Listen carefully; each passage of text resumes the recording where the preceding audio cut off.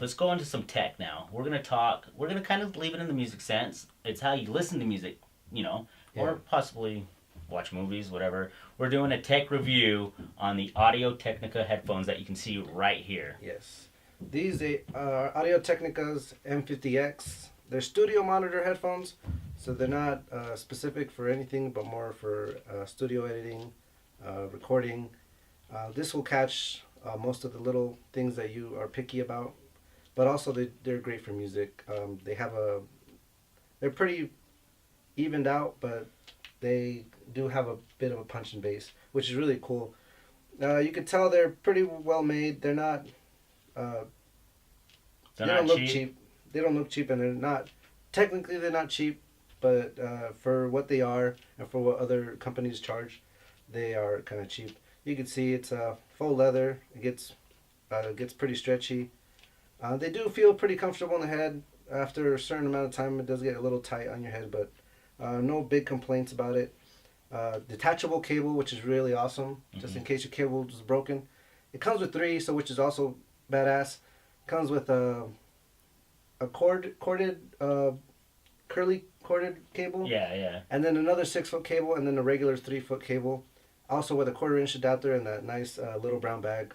Put it all in, right? Yeah, put it all in together, and it's awesome. It goes in so you could it's compact. Store it away and travel. What's that set you back?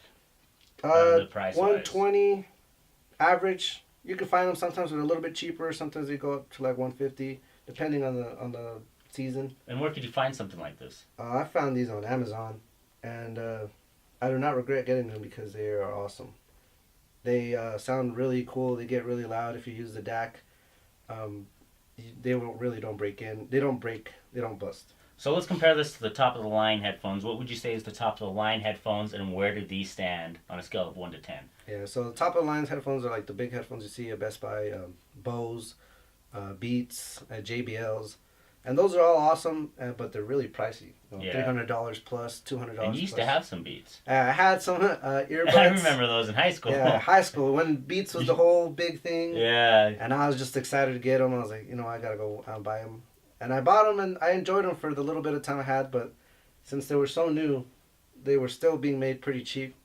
And mine broke like with a few months, and I was like, "Damn!" I was heartbroken, but yeah, I remember you used to lesson. You wanted to break them after a while. I swear, because you were like, "Can't people?" I don't know. But he wanted me to go the getaway and electrical. I said because he had the. So for one, he had the wire. The gauge wire was showing, and instead of putting electrical tape or taking care of it, he would start spinning it, and he wanted to break them. They were done.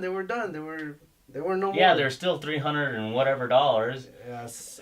Well, big regret for me, but oh well. I've learned my lesson. I've gone studied a little bit of what I want to buy, and have these and other earbuds too as replacements. So these are on the lower end, but on the higher end at the same time. Yes. Scale of 1 to 10, being the price is $120, not necessarily $300. What would you give these? Yeah. So this is like the Toyota of headphones. So for the function, they're perfect. They're not going to be flashy or anything, no metal, none of that chrome stuff, gold. They're plastic with some leather. And I would say an 8 out of 10 probably. Wow, that's good. Yeah, so because they're awesome. I mean, they're not flashy. They look nice, but they're not, no one's, going for Audio-Technicas, you know what I mean? Yeah. But it's not always about the name. Yeah, and these are studio, like you said, you can studio monitor. You can be editing, whether that's music, whether that's video, and you can use those and they work really well. You'll catch every detail, pretty much. Sweet.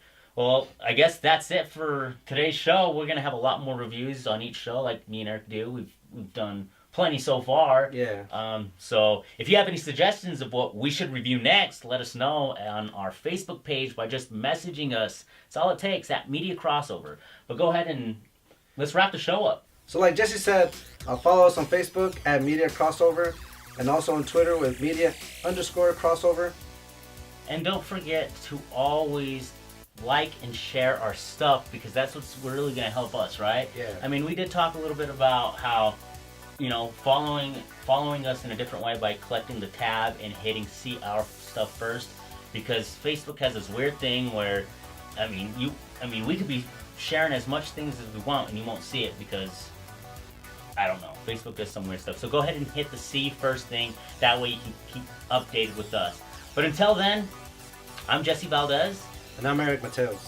And we're plugging you into everything that matters here on The Crossover.